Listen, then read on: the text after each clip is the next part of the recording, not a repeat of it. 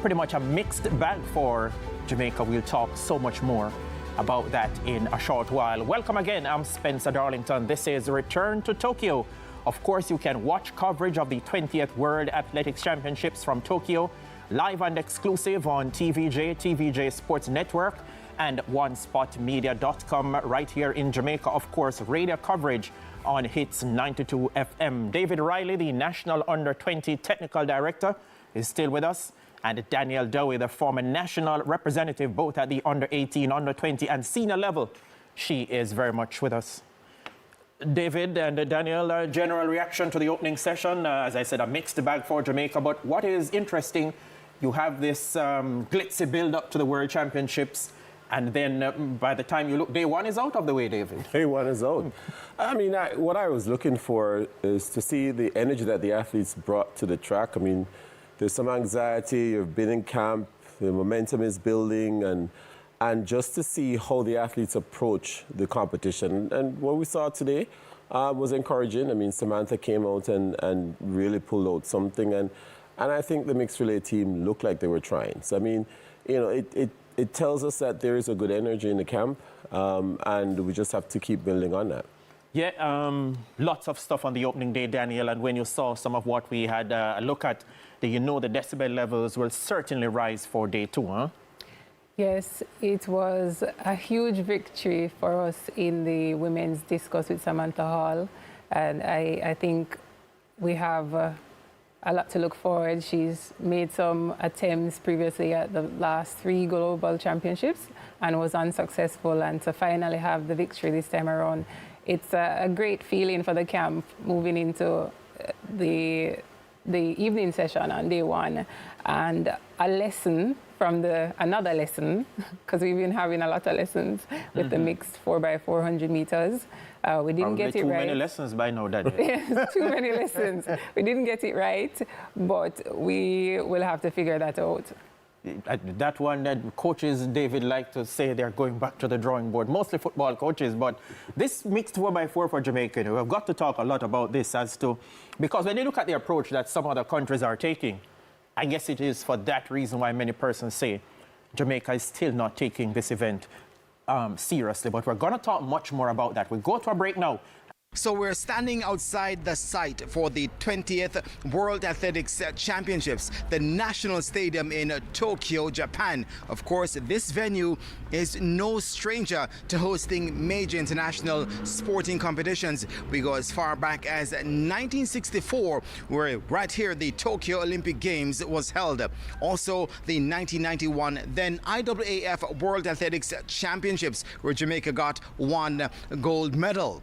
And, of course, the Tokyo 2021 Olympic Games was held right here at this very same venue. The city, no stranger to hosting major international competitions. The country of Japan, of course, no stranger to hosting major international competitions, and in particular track and field. Also Osaka in 2007. Of course, over 2,000 athletes from 200 nations will converge on this venue, the National Stadium here in Tokyo, Japan, for 9 enthralling days of track and field action. And we'll have all that for you right here on TVJ Ascend, One Spot Media, and of course, our radio coverage on Hits 92 FM. Of course, it will also be the site where 5-time world champion Shelly-Ann Fraser-Pryce will have her last hurrah at the World Athletics Championships. And we caught up with Shelly-Ann Fraser-Pryce on the eve of the championships. We had that for you. Alrighty, so we had the mixed 4x400 meter relay closing the show on the opening day of the World Championships. Jamaica contested the Heat 1. They were in lane 3. We had the team in running order of Javon Powell, Dejanae Oakley, Zandrian Barnes and Leah Anderson. They found the going just a bit too hot to handle and ended up 8th of the 9 teams there in 3 minutes, 13.96 seconds. The U.S. won that heat in 3 minutes, 10.18, and it was the top 3 in each of the 2 heats, plus the next 2 fastest times to get into the final. David, as I said, I thought Javon Powell gave it his all on the first leg. But we're going to talk about the respective or individual legs in a short while. We had a quick chat with Leah Anderson, who anchored Jamaica's mixed 4x4 team. Let's hear from her. Not quite the result we would have wanted today, but, tell me, what really happened out there today. Just, race got away from me. I was in fourth. I was trying to maintain composure, not to freak out too early, but as I was coming on a turn, I knew I didn't have it in my legs, so I just decided to go, and that burnt me out. Similar to when I was in indoors at World Relays, World Indoors. So I definitely burnt out. But it's been a long season, so I'm glad I was chosen to represent my country, even though it wasn't what I wanted. But I hope you guys can forgive me. I'm sorry. Well, it's finally, what was your preparation like coming in? Because, it's a long season, so how would you have, prepared for these championships? Definitely would have came a lot later to Japan, stayed home for a little bit longer. Being in a foreign country for so long, it takes its toll. But I definitely would have maybe just hydrated a little bit more for my body, and then keep the positivity amongst the group. Negativity can spread, but it's I would have to say that run was on me, nobody else. All right, Leah, thank you, and all the very best. All right, so thank you, Jermaine. That was Leah Anderson then. She anchored Jamaica's team in the mixed 4x400 meter relay, and Jamaica, as I said, finished 8th in 3 minutes 13.96 seconds and failing to qualify for the final. I was saying before we heard from Leah Anderson, I thought Javon Powell gave it his all on the first leg. Dejanay Oakley was there or thereabouts on the second leg. Zandrian Barnes, I thought, gave a stout effort on the penultimate leg, and I thought Leah Anderson ran out of steam. She said, her words, the race got away from her. David, your assessment of the overall Jamaican performance there? Yeah, I think she gave a good report of her own attempt at it. And you can't really cheat the 400. There are some real things that will become a roadblock for you. If you run the first part of the race too hard, you're going to pay at the end of it. And you can't get around that. So you must pace yourself, and each athlete has a different combination of speed and strength, and you must distribute that properly around the track. So it doesn't matter what anybody else is doing. If you go too hard, you don't have the speed, you're going to burn up. But I thought the team ran within its capacity. And the truth about the mixed relay is that when you analyze the legs, there is a greater disparity in terms of what the splits could be on the female side than on the men's side. Right. You could have a female running 48 split and a female running 53 split. That's 5 seconds. We saw the Kenyan female on the ankle leg 48 split, or ankle leg 53 split. So there's a bigger gap in terms of what you could get.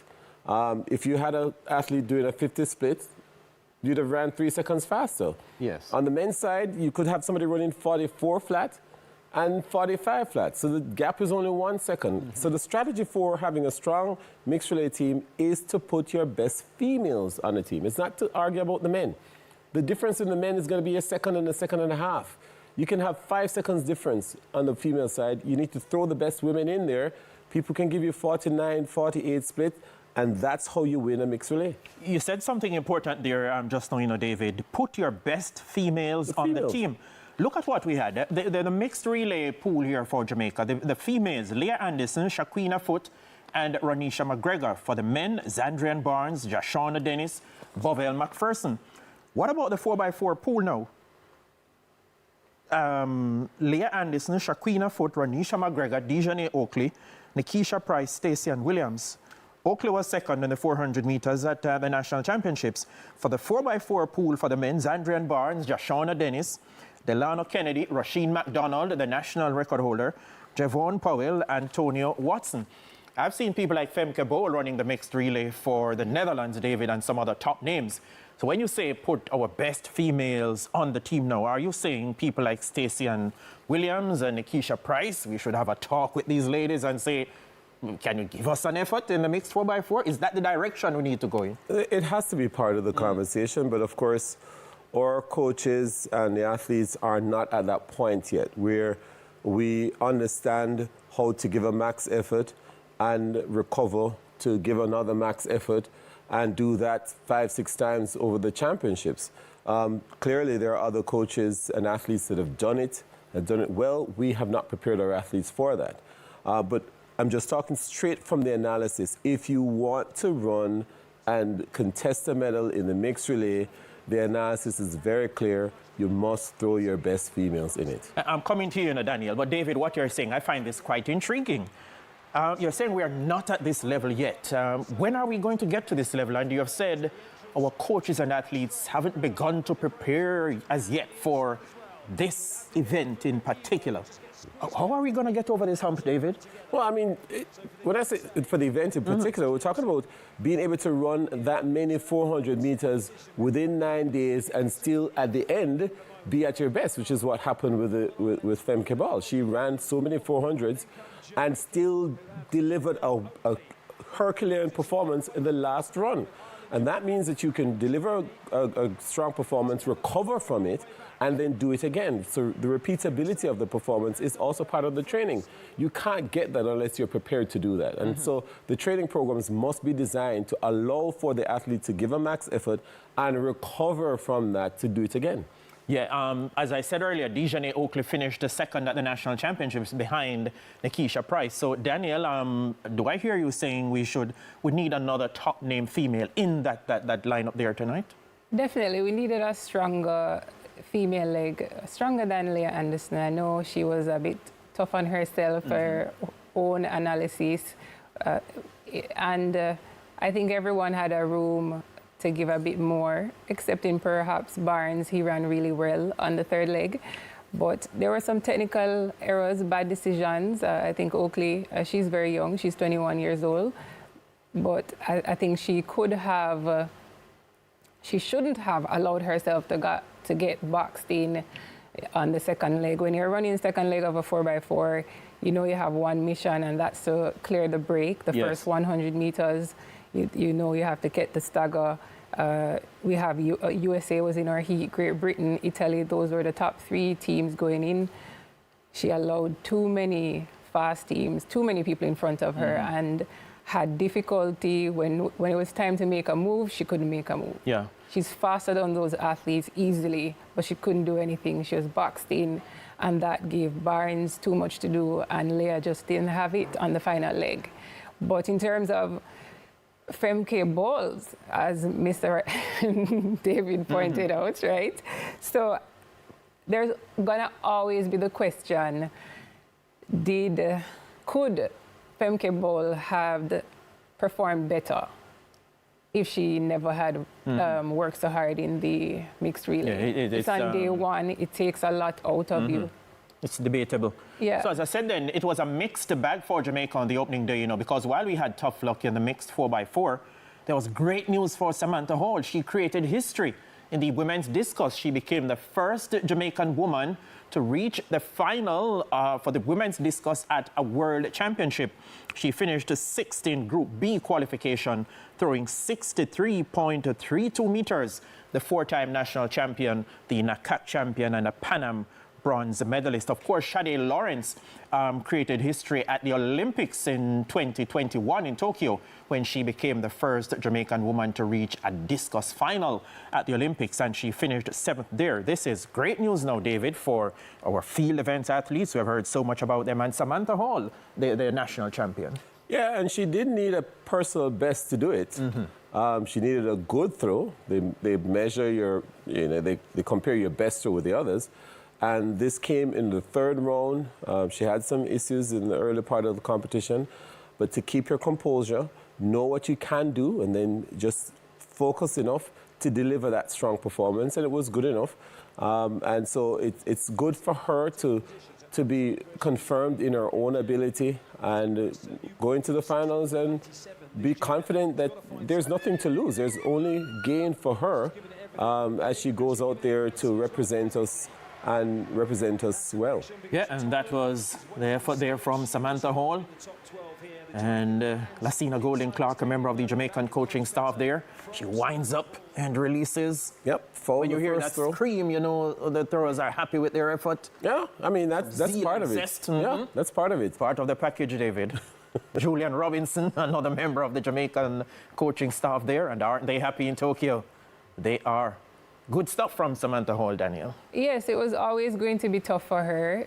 She had to deviate against the trend. A lot of the better throwers that have gone over 70 meters this season were throwing well below their best distance for this season, well, about like 5 meters below. And that was the trend, whether it was because it was a morning session, jet lag, just a sluggish qualification round, and Samantha had to deviate from that trend, and she had to get close to her personal best, and she did. She had her 3rd best throw for the season, and that makes her final, making the final even more impressive. Yeah, so the first requirement now out of the way for her, David, which is to come out there, put her best foot forward, qualify for the final. She's into that top 12 now. Definitely, and she made good use of being in the second flight. So she would have had the benefit of seeing the distances of the first flight, and then just knowing that she could top them, that there were not 12 ladies out there who were better than what she could deliver, and she did that. And so when you have athletes that can, get a scope of the situation and adjust and really come through, you have to commend them, because that's not necessarily the only outcome that we could have had. And for her to, in spite of maybe the circumstances, just really deliver her best performance, and we have to applaud her. Quite so. So we're really hoping now that she can really take it a step further and even perform much better in the final. That will do her a world of good. It helps when you get around the bargaining table to try and get a contract with one of the big sporting goods manufacturers. We'll talk more about that. It's time for another break here on Return to Tokyo. Alrighty, we are here. It's Return to Tokyo. Day 2, it's going to be another exciting day, because we've got the 100-meter events. We're going to start by looking at the women's event. Those with the Jamaican interest, will start at 5:02.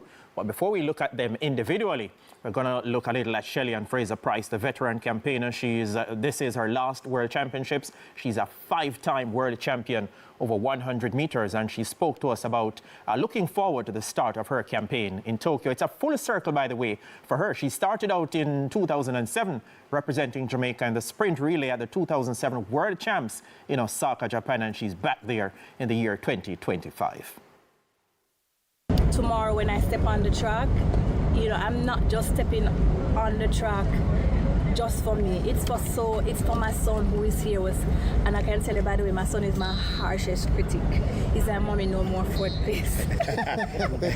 So it's not just for me, it's for my son, it's for everyone, it's for all of Jamaica, it's for every single person that has been riding with me since forever. And I remember when I just started, I don't want to bring it up, but I remember when I just started where persons were like, take her off the team, she's too young, she's inexperienced, to being here in this moment. So, for every single person that's chasing a dream or a goal and you feel like, all right, you're stuck, you don't know where to go, just continue to believe that there's more.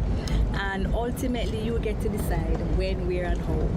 Nobody gets to decide that for you. So when I step on the track, I'm stepping on that track with all of that, being mindful and celebrating the moment, the history, and everything. And I'm excited about it. I really am.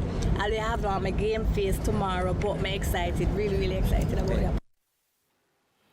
Alrighty, so Shelly-Ann Fraser-Pryce, she has seen it all, she has done it all. She will be running in heat number 7 from lane 6 at 5:37 tomorrow morning Jamaica time. Tina Clayton, the national champion, will be in heat 2 from lane 5 at 5:02. And then we have got Sherika Jackson, the silver medalist from Budapest 2 years ago, in heat 3, lane 5 for her at 5:09. Let's look at the Jamaican ladies here now, David and Daniel. Tina Clayton, she, as I said, will be the first Jamaican up at 5:02. The national champion, a 2-time world under-20 champion, getting her first taste now of things on the big stage. Yeah, and she's gotten the rehearsal before, and the rehearsal has to do with the system for meets like this. I mean, the whole call room experience, the cameras, the lights, the starting blocks, the sound, all of those things play a part, because many times these things are strange to the athlete at this level, because a lot of this stuff is only used in competitions like these. So she's had the experience of going through the junior ranks and winning at the World Under 20 in this environment, and just to translate it to the seniors, just some other persons that you're racing against, and just being very comfortable and confident in this atmosphere and delivering. I think for her, she would not be at all fazed by the moment, and this is a very good state to be in. Athletes deliver their best performance when they're relaxed, and I can't see any reason why she would not be relaxed. Yeah, just looking at her, they're just now winning the national championship. Danielle, she's going to be coming up in Heat 2, as I said. And when you look at the other competitors here, we've got Eva Swoboda of Poland. Normally does well on the indoor circuit. She's in that heat. Dina Asher-Smith is in that heat as well. And it's going to be the first 3 in each of the 7 heats, plus the next 3 fastest times to qualify for the semis. What are you looking at for Tina Clayton? For Tina and the other ladies, it's the first round. I expect no problems. It's top 3. It should be, relatively easy for all 3 women. I think when we get to the semi-final, that's when things start to get hot. But Tina, as I said earlier, she comes in as our fastest runner this season, 1081, and she's the youngest one representing us. And I've always admired the twins. They are really fierce, very competitive. So I don't anticipate the moment being bigger than what she can handle. She seems about her business, and I think she'll do well. Yeah, Sharika Jackson, as I said, David, will be in Heat 3 in lane 5. In that heat, we have got the defending champion, Shakira Richardson, who shocked Sharika and the other ladies in the final in Budapest 2 years ago. And she really stunned the entire field. Nobody was pretty much paying attention to Shakira Richardson. But she has not been in the form this year that she would have shown last season and before. Sharika Jackson herself is not in that 2023 form, David. But all things being equal, and if everything goes according to the script, depending on which script you're using. That's what I was about to say. Which script? Those two, or Sharika, should advance from this heat, huh? Yeah, I mean, the issue for us is not whether the athlete is going to advance. We have the quality. We're looking at earning medals, and so the concern at this stage is not to advance. We must do enough to advance. So you make sure you don't false start. You make sure you're not impeding anyone. You're running in your lane, and you're running all the way through the line. You're not watching the big screen, which is delayed, and thinking that you're close to the line when you're not. Just being very focused and executing as if it were a final. I mean, you always want to practice the first part of your race, including your start and your reaction, and then maybe you have control and do whatever you want at the end. But we should have all 3 ladies qualifying, getting into the semifinals, and we're expecting all 3 of them to be in the finals as well. Yeah, that heat there, Daniel, athletes like to say, I just want to do enough to get to the next round, to manage the rounds, but at the same time, you don't want to self-destruct and do anything erratic or anything out of the norm. But this heat here, based on what we're seeing, Sharika Jackson and Shakira Richardson is in there as well. She should advance, all being well. Yes, and I think especially for Sharika, she's always had issues with her start, having transitioned down from the 400 to the 200 to the 100. The start has been a weak point for her, and especially this season, she's not as sharp at the start. So I'm paying attention to that to see how she starts in the first round and how she manages that, if she's able to be more, better reaction, more explosive, give us a lot more at the start. So I'm paying attention to that. Shakari, also not a good starter. So both of them, kind of top-end runners.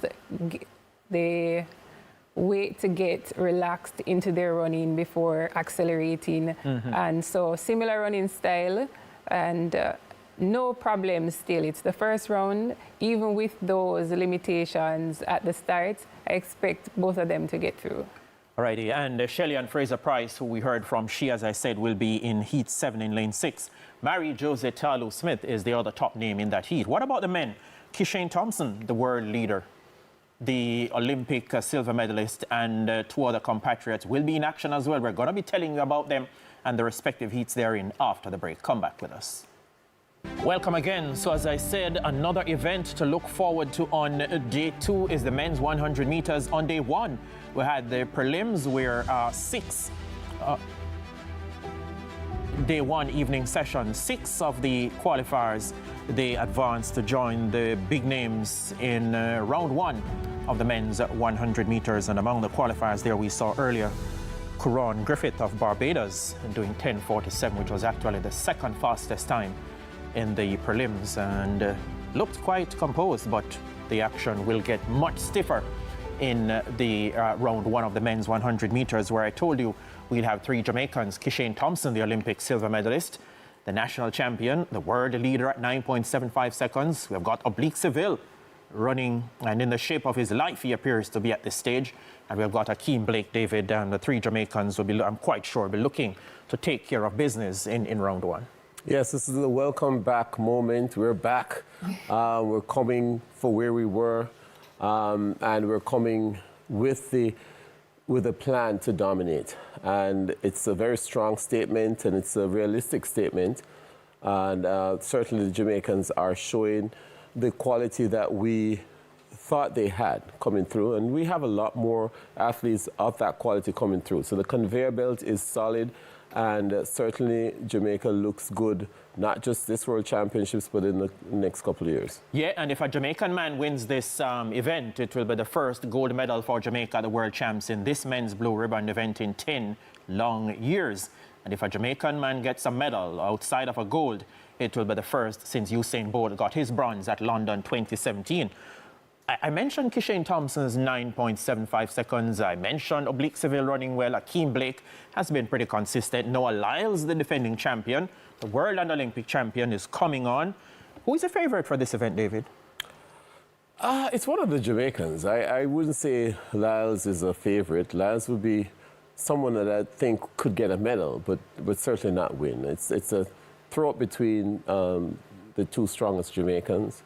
That's Kishane and Oblique. I think they're the ones who could lose the medal, the gold medal. I think they are showing the form that would suggest that they would be the favorites for the event. The defending champion, Noah Lyles, looks to me as if he's trying to run himself into form. Looks as if he's a race or 2 short of where he should really be at this stage, but we haven't known or do not know what exactly he did after his last race on the Diamond League circuit. The favorite for you here, Daniel? The favorite, I'd say, would be Kishane Thompson, 9.75 this season. And he's been in 1 major global final, and that was the Olympics, and he earned a silver medal there, 9.79. So we see that he's able to deliver under pressure. And Oblique Seville, he's been running well. He's been to 3 global finals, 2 world championships. He was in the final in Eugene, finished 4th. He was in the final in Budapest, he finished 4th. And he's a favorite yet again, finished 8th in the Olympic final. So he's definitely a name to watch, but he hasn't delivered in a final as yet. So a lot at stake for Jamaica. I still think that we can get the Quinella, 1-2. And I'm looking at Noah Lyles. He's chasing his own history. He wants to be the 4th man to successfully defend a 100-meter title. Of course, Carl Lewis, Maurice Green, Usain Bolt. And so Noah Lyles is trying to get into the ranks of those men before him. So there's a lot at stake. And of course, we know Jamaica, we need that gold medal. We want to get back to those days. As you said, 2015 was the last time. So there's a lot at stake for Jamaica in terms of our rivalry with the USA. And Noah Lyles, even though he's not in top form, he's somebody that you just can't count out. He's a strong finisher. He gets into the heads of his competitors. You can physically see some of the athletes waiting for Noah Lyles to catch them. So he plays mind games, he's effective, and he invites pressure on himself, unlike everyone else who tries to avoid pressure. So he's definitely someone that you just can never count out. He's a champion, and we just have to face that. Yeah. David, I think the most dangerous competitor in all of this is Oblique Civilian, and I tell you why. 2 World Championship finals, an Olympic final, and he has stepped onto the Diamond League circuit this season. So I think those 2 World Champs final and the Olympic final, those 3 Global Championship finals, and his campaign this season on the Diamond League circuit, he looks a little more mature to me, a little more tactically astute in terms of how to manage himself on the big stage. I remember in Budapest in the first round, he ran a cracking time. I think it was something like 9:86. Said he spoke with Coach Mills afterwards and said, we ran too fast in the first round. But he looks to me, you know, as if he's managing the affairs much better now. Yeah, I mean, the challenge of the World Championships is that you have to run 2 races in a very short time. And you have to run a very strong semi-final because you need to make sure you make it to the finals. And then you must come back within 2 hours to run that finals and earn the medals. And that is where the skill and the preparation comes in. So you're not preparing just to run the finals, but you're preparing to run a strong semifinals and be able to deliver even a better performance in the finals. And that's where the trick is. And so it's not just a one-off run. It's those 2 races that you must prepare yourself to face and be able to survive that test. I think it's a great opportunity for Oblique Civil. His senior campaign started in Tokyo in 2021, where he made the national team when no men made the final for Jamaica, and he had not yet broken 10 seconds. And following that, we know he made every global final since and just did not get on the podium. So it's an opportunity now that he's back in Tokyo to rewrite his story. So I think it's a great opportunity for Seville. But we have spoken about the 6 sprinters who will be in action in the 100 meters, but there are 2 other Jamaicans who will be in action. Daniel, one of them is Akeelia Smith in the women's long jump group A. She will bow into action at 4:30 tomorrow morning, Jamaica time. For Akeelia, she's had a pretty decent season, not her best. 7 meters. She's a 7-meter jumper at her best, 680 more when you talk about consistency. And so for Akeelia, it's about taking it attempt by attempt. She gets 3 attempts, and she'll just have to, on the day, in the moment, work her way to close to a season's best, or improve on that if she's going to get into the final. Quite so. And the other Jamaican in action, David, is Adele Tracy. She will go in heat 3 of the women's 1,500 meters at 6:10 in the morning, Jamaica time. Yeah, I think it's her preferred event. I mean, she likes running the 1,500 meters, and certainly she'll give it her best effort. And that's what we want from the athletes going into the World Championships. We want to see her best, and she will need to give her best to progress to the next round. And that's certainly within her capabilities right now. Quite so. Let's look then at the full schedule for Jamaican athletes who will be in action tomorrow morning, Jamaica time, at the World Champs in Tokyo, Japan. Here we go.